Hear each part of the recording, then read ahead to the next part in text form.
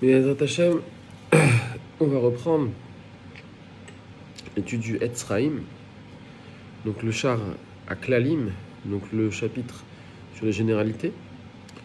La deuxième partie, donc le char à Tikkun, donc l'ordre de la réparation. Donc on a vu que dans la première partie, il y a eu ce qu'on appelle Shfirat HaKelim, c'est-à-dire la brisure des réceptacles. Et dans la deuxième partie, on voit comment Hachem y répare. Et il pose la question, le Mahou, que pourquoi le Manateur suprême ne fait-il pas 5 partsoufim dès le début au lieu de faire ces points qui se brisèrent? Je rappelle qu'un partsouf, c'est un ensemble de séphirotes. Qu'est-ce qu'une séphirote? C'est un kéli avec une lumière à l'intérieur. Et donc les séphirotes sont organisées soit les unes au-dessus des autres, tac, tac, tac, tac, donc chacune veut être au-dessus de l'autre. Ça, c'est ce qu'on appelle le monde du Tohu. Soit elles sont en 3 parties, centre, droit et gauche, comme dans un corps humain, la tête au milieu avec le torse, et les bras et les jambes. Eh bien, les séphirotes, en fait, vont s'organiser comme ça, avec Keter, Chochma, Bina, Da'at, Chesed, Vora, Tiferet, Netzar, Od, Yesod, Malchut. Les pieds Malchut. Ok? Pourquoi tu dirais pas que l'émanateur, vous remarquerez que le Etzraïm, il ne parle jamais d'Hachem lui-même. Il parle de l'émanateur, c'est-à-dire la création d'Hachem, qui va créer les séphirotes. On s'éloigne de parler du créateur lui-même, parce que le créateur lui-même, il est trop grand pour en parler. Je précise. Alors si tu dis que l'émanateur, pourquoi il n'a pas fait ces séphirotes directement en 3 kavim, en 3 parties, et puis qu'elles soient bien comme il faut, pourquoi il les a cassées d'abord? La réponse à cela, c'est que l'intention de l'émanateur suprême était de placer le choix et la volonté entre les mains de l'homme, qui est le bien et le mal dans le monde. Car la racine du mal provient des réceptacles brisés, alors que le bien et le mal dans le monde, pardon, qui est le bien et le mal des réceptacles brisés, donc la racine du mal provient des réceptacles brisés, oui. Avant la brisure de réceptacle, il n'y avait pas de mal libéré. Il y avait un mal qui était interne dans les réceptacles. Maintenant, quand il a cassé les réceptacles, il a libéré ce mal. Il a séparé le mal du bien. Alors qu'avant, c'était mélangé. Donc ça veut dire qu'aujourd'hui, on prend le Shulchan Aruch, on voit ça c'est permis, ça c'est interdit. Alors qu'avant, tout était mélangé. C'est ça qu'il est en train de dire. Ok? Donc, alors que le bien provient de la grande lumière. Donc les réceptacles, c'est la source du mal, et la lumière, Or Gadol, comme dans Hanouka, on est dans le Or Gadol, en ce moment le Or Haganouz, c'est la source du bien. Car s'il n'en était pas ainsi, il n'y aurait que le bien dans le monde, il n'y aurait alors ni récompense, ni châtiment. Cependant, puisque le bien et le mal existent, la récompense et le châtiment existent. La récompense pour les justes et le châtiment pour les méchants. La récompense est pour les justes, car grâce à leurs bonnes actions, ils élèvent les saintes étincelles qui descendirent au sein des écorces. Je révise ce qu'on avait fait. Le châtiment est pour les méchants, car à cause de leurs mauvaises actions, ils font descendre la grande lumière vers l'écorce. L'écorce étant elle-même la lanière du fouet qui châtie le méchant, mais il en existe une autre explication. Là, il va donner une autre explication de pourquoi Hachem il a créé des réceptacles pour les briser. Et c'est que, puisqu'avant la réparation, le point de Malchut se trouvait au sommet d'Arichanpin. Ça, c'est un grand ridouche. C'est-à-dire qu'au début, avant qu'il y ait la réparation, le point de Malchut se trouvait au sommet d'Arichanpin. Et après la réparation, il existe une possibilité, grâce à nos prières et à nos bonnes actions, de l'élever vers l'emplacement où elle se trouvait au début. Ok? Donc ça, c'est une autre explication qu'on pourra revoir par la suite, éventuellement. Mais revenons à notre explication sur l'ordre de la réparation des 5 partsoufim. Car c'est par l'éloignement de la lumière que 3 têtes sont réparées dans Arichanpin. Qu'est-ce que ça veut dire l'éloignement de la lumière? Ça veut dire le tzimtzum. Ça veut dire que Hachem il va créer ce qu'on appelle des tzimtzum. Il va créer des voiles. D'accord? On appelle ça des parsaot, des parsas. Parsa, c'est un voile.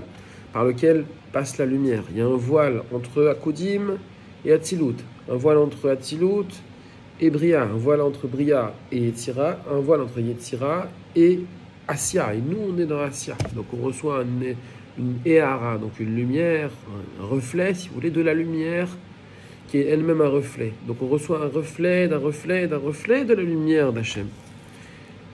Sauf pendant Hanouka, où là on reçoit le Or HaGanuz pendant 30 minutes, à partir de l'heure où on allume les bougies, ou pendant 30 minutes, c'est pour ça que la halakha nous dit de rester assis, on reçoit cette grande lumière, et grâce au kavanot, on peut s'en rapprocher, Baruch Hashem.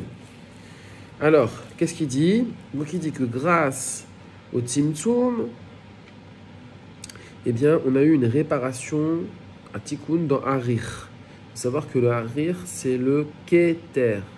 Le Keter, il a reçu ce qu'on appelle un Bgam. Un Bgam, c'est un défaut. Et donc, il a fallu réparer ses têtes. La première est la Reshad et la Itiada. La seconde est appelée Aïn. D'accord? Donc, Gulgolta, elle s'appelle Aïn, et elle s'appelle aussi Gulgolta. Et la troisième, pardon, le Gulgolta, il ne le dit pas ici, mais c'est pas grave, elle s'appelle comme ça. On le verra plus tard. Et la troisième est appelée Moha Astima. Alors, qu'est-ce que ça veut dire? Ça veut dire que Ari Hanpin, qui est le partsouf le plus haut dans Atzilut, parce qu'au-dessus de lui, il y a Atik, et Atik, il est à cheval entre Atzilut et Akudim. Eh bien, Harir, il est constitué de 3 parties. Plutôt, la tête de Harir, elle est constituée de 3 têtes. Première tête, c'est Reshad et Leitiada. Qu'est-ce que ça veut dire? C'est-à-dire la tête inappréhendable. Donc c'est la tête, Reshad, et Leitiada, qui n'est pas connue. Deuxième, la Mochassima, la Gulgolta, c'est le crâne. Et ici, il appelle le Aïn, il appelle le néant. Donc c'est le niveau de Keter le plus haut qu'on puisse appréhender nous-mêmes. Et enfin, Mochassima, c'est-à-dire le cerveau caché. Et les 3 correspondent à Keter, Chochma et Bina, se trouvant dans les autres partsoufim, car il y a là également 3 têtes en correspondance avec Keter, Chochma et Bina. Ok? Donc ça veut dire que Reshad Letiada, c'est le Keter de Keter. Et en fait, c'est ça qui va correspondre à Atik, qui est dans Atzilut. Ensuite, Gulgolta, ça va être la Chochma, et Mochassima, ça va être la Bina de Ari Hanpin. D'accord? Et ceci, donc, est appelé Atik, cet M, l'ancien caché. Qu'est-ce que ça veut dire? Ça veut dire qu'en fait, Harir et Atik Yomin, ils vont s'interpénétrer. Ils vont être un, puisqu'ils correspondent tous les deux au Keter. Atik Yomin, ça va être le Keter du Keter, et Harir Hanpin, ça va être le Keter tout court. Reshad et Laïtiada, ça va être Atik Yomin. Maintenant, il faut voir que Reshad et Laïtiada, c'est Atik qui est mégoulé, c'est sa tête. Et en dessous, il va continuer son corps. Mais le corps d'Atik, il va être recouvert par Harir, qui va être lui-même un partsouf. Il n'y aura que la tête de Recha qui sera mégoulée, qui sera donc dévoilée. Alors, on va voir l'albacha exact. En tout cas, la tête sera dévoilée. Peut-être, on va voir qu'il y a autre chose qui va être dévoilée. Ok. Alors, qu'est-ce qu'il dit? Il dit les 7 autres. Donc, il dit aussi que Recha Litiada, c'est Atik. Et donc, les 7 autres, allant de Chesed jusqu'à Malchut, sont appelés Atik Yomin. Elles sont la Neshama et l'intériorité d'Abba et Ima. Ça veut dire quoi? Ça veut dire qu'ici, en fait, de Chesed à Malchut, on va avoir la Neshama du Keter, qui lui-même est entouré par Abba et Ima. Et lors de la propagation dans Ari Hanpin, elles corrigèrent d'abord le crâne. Donc le crâne, c'est-à-dire la Gulgolta, le Keter d'Ari Hanpin. Car il existe 7 réparations dans le signe et l'expression. Get, Kara, Pach. Qu'est-ce que ça veut dire? Ça veut dire, donc l'acte de divorce déchire le chagrin. Ok? Ensuite, Gulgolta. Ensuite, Tala di Vdolcha. Tala di Vdolcha, ça veut dire la rosée de cristal. Donc ça, c'est la Chokhma cachée de Ari Hanpin. Tout à l'heure, je vous ai dit que c'était la Bina. On verra comment résoudre ces contradictions. Je vous ai dit, c'était intuitivement, on voyait que c'était comme ça. En fait, on verra qu'il n'y a pas de Bina dans la tête d'Arir. En fait, il y a deux Keter. Il y a le Keter du Keter, le Keter et la Chokhma. Ok? Bon, on continue. Donc, Get Karapar. Ça, c'est les initiales, en fait, de tout ce qu'on va voir dans Arir. Première, Gulgolta. Ensuite, Tala, Vidolcha. Keruma de Avira. Keruma de Avira. Keruma de Avira, ça veut dire la membrane d'air. Donc, c'est une séparation entre la Gulgolta et Tala Divolcha. Tala Divolcha, donc la rosée, le cristal, c'est la Chokhma de Harir. Donc, ce qu'on appelait tout à l'heure Mochat Stima. La Gulgolta, tout à l'heure, on l'appelait Aïn. D'accord? Donc là, je répète, on est dans l'ordre de la réparation de Harir. Il faut savoir que Harir se compose d'une tête en 3 têtes et ensuite des 7 séphirotes.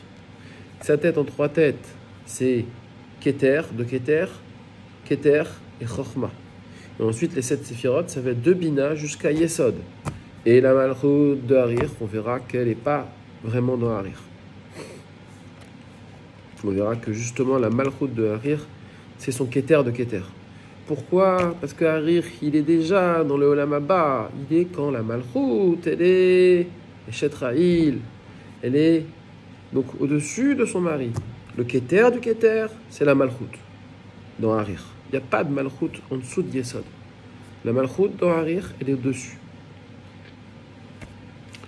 Ensuite, Rava de Ravin. Qu'est-ce que c'est ça? C'est le désir de désir. C'est le front d'Ari Hanpin. Ok? Ensuite, Amarnake. Amarnake, qu'est-ce que ça veut dire? Ça veut dire la laine pure. Donc ça, c'est les cheveux de la tête d'Ari Hanpin. Pekicha delonaim. Donc qu'est-ce que ça veut dire ça? C'est l'œil ouvert qui ne dort pas. Donc Picha delonaim, ça veut dire les yeux d'Ari Hanpin. Et enfin, Chutma. Donc Chutma, ça c'est le nez d'Ari Hanpin. Et tout ceci se situe dans le secret d'Ari Hanpin avec les 13 tikkuné dikta qui se propagent comme cela, est indiqué dans l'Udra Nidrazuta. Donc c'est quoi les 13 tikkuné dikta? C'est les 13 points de réparation de la barbe. Donc dans Harir, qu'est-ce qu'on voit? On voit que les différentes parties qui sont citées dans le Zohar, dans la Hidrazuta, qui va décrire par la suite, sont ici. Donc il y a d'abord Atik Yomin, qui est donc Reshad Leitiana, qui est au-dessus, qui est le Keter de Keter. Ensuite on a la Gulgolta, qui est le crâne. Ensuite on a Tala Divolcha, c'est-à-dire la Mochasima. Ensuite on a Kruma de Avira. Donc Kruma de Avira, c'est une membrane de séparation entre la Chokhma d'Harir et le Keter d'Harir. Ensuite, Rava de Ravin, ça c'est le front. Donc on va voir ce qu'il y a à l'extérieur de Harir. On ne va pas voir ce qu'il y a à l'intérieur ici. De même qu'on avait le Metzar dans Adam Kadmon, ici aussi, on va avoir Rava de Ravin, qui est le front d'Harir Hanpin. On va avoir ensuite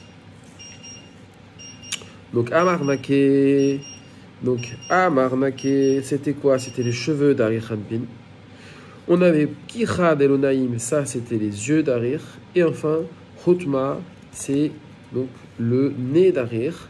Et également, il rajoute les 13 points de réparation de la barbe. Et cette réparation se propagèrent jusqu'à l'emplacement où au début se trouvaient les points des réceptacles brisés. Donc en fait, tous ces points dont on vient de parler, ça va être des points de départ pour la réparation des points brisés. Pourquoi? Parce que c'est ce qu'il dit ici, ils vont se propager jusqu'à l'emplacement où au début se trouvaient les réceptacles brisés. D'accord? Et ensuite, il va expliquer la suite d'Ezrat Hashem, et ça on verra par la suite. Donc bien retenir les différentes parties d'Harir, elles sont très importantes. Et c'est à partir de ces parties d'Harir que nous-mêmes, on va pouvoir obtenir une réparation.